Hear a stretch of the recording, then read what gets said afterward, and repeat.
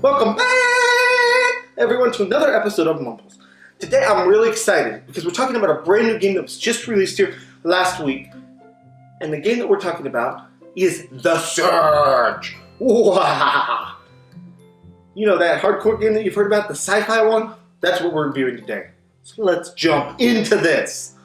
Now, The Surge is a sci-fi game. It is a Dark Souls type game, so you can expect that difficulty. But basically the story with The Surge is a very simple one. You play the character Warren.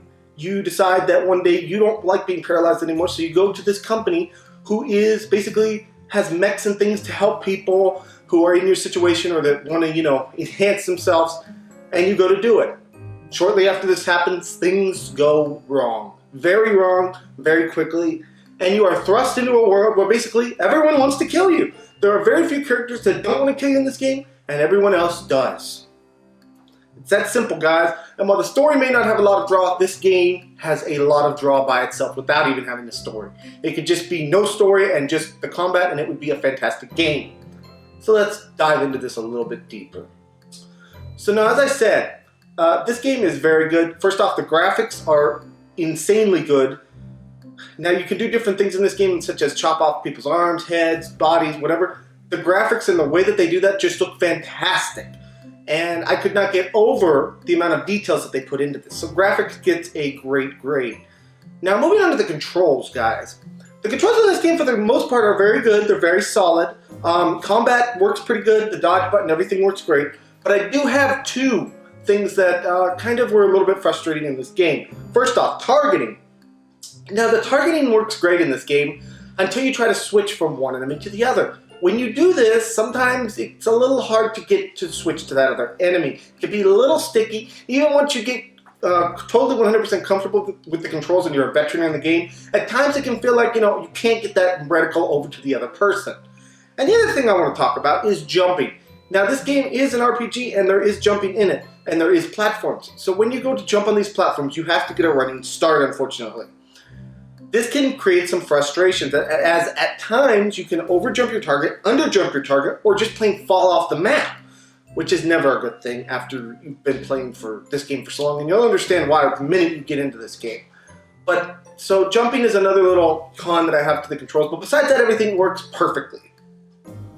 Now, we've already talked about the story, but let's talk about the meat and bones of this game, the gameplay.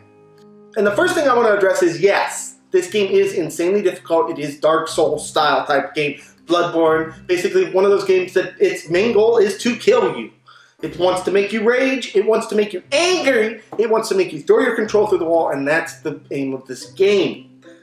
But there are some great positive things about this game. First off, the combat, guys. The combat in this game is very sleek and very on point. Now, every enemy has basically a tell, almost kind of a tell.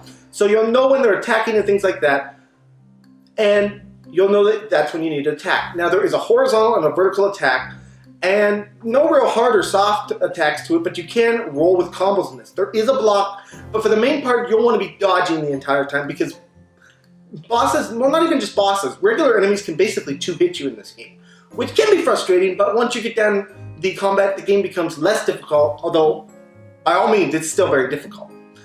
Now, the combat, the thing that's exciting about the combat is, and it ties into the rest of the games, and I'll talk about that in a minute, but the thing that's exciting about the combat is you can target where on said person or machine or whatever you're targeting, where you want to attack. So, for example, let's say you decide, hey, that guy doesn't have any armor on his arm, I'm going to attack that. You can do that, and you can execute it and slice it off, and it does a very cool animation depending on the weapon that you have based on this. This is something that is new to this kind of a franchise, and it's very cool. Now, tying in with this is the actual, upgrade slash part system of this game. Now, when you go to slice off these things, sometimes you'll say, hey, that guy's got a great freaking set of armor. I could really use that helmet that he's got. Well, slice off his head and pick up his helmet. Then you can craft your own helmet and you'll have it. It's that simple, guys. So it's very cool because the way that you farm in this game or get items is by slicing them off your enemies. Now, there are items on the floors and things like that and different things to do, But for the most part, when you want to get armor or weapons, that's how you're going to go about doing it. You'll attack your enemy, you'll slice off their limb or whatever limb or head or body that you want, and that's how you do it. You can also farm like the parts so that you can upgrade your rig that way. Now, there is an implant system in this that can boost your health and your energy and all that other kind of stuff and give you special effects. But for the most part, the meat and bones of this is attacking and dodging, as I said. Another great part about the gameplay is the leveling, okay? Now, as I've talked about the items and things like that, the main point of this game is that when you're going through it, okay? So you'll kill 5 enemies and maybe you'll die, okay? When this happens, you'll drop the tech that you gain. Not the actual parts, but the tech, the things that can help upgrade your weapons. You need so much tech on each weapon in order to upgrade it. Well, then you have to make the decision. Do I go back for that tech and lose 7,000 in tech, or do I let it go? If you decide to go back for it, you have a timer and you must reach it before that timer expires. If you die on the way, it's gone forever. Very much Dark Souls like, very much. And the only way to save this tech is in your operations room. Now, this tech can upgrade your core power, which can unlock other areas in the game, and it can also help you upgrade those parts or that suit or that weapon that you want. All this ties together and it makes for a very, very, very cool little game.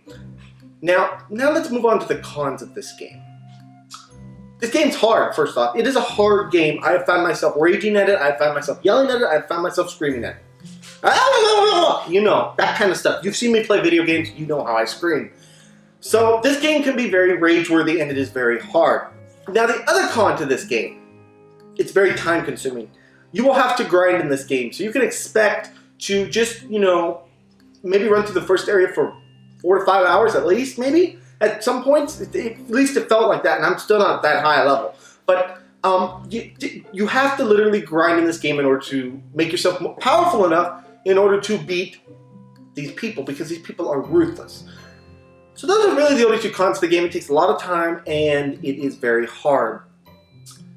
So what's this game going to get on a Mumbles review? Now this game is going to get an 8 out of 10 today. And I got to caution everyone who's looking at this review and saying, oh, this game looks really cool, I'm going to get it. If you are a casual gamer who does not like to die over and over again in a game, do your research on this game, because it is a hard game. Watch someone else play it, make sure it's what you want, because it is a very hard game. If you do get it, and if you can withstand the difficulty of this game, it is a very rewarding game. It is very fun. Even when I die 50 times, I find myself wanting to go back to it and wanting to play it. So definitely check it out. And yeah, guys, this has been another episode of Mumbles. I want to thank you all so much for joining me. Please smack that subscribe button, smack the like button, smack all those buttons. And I'll see you guys all in the next video. Bye-bye, everyone. Take care.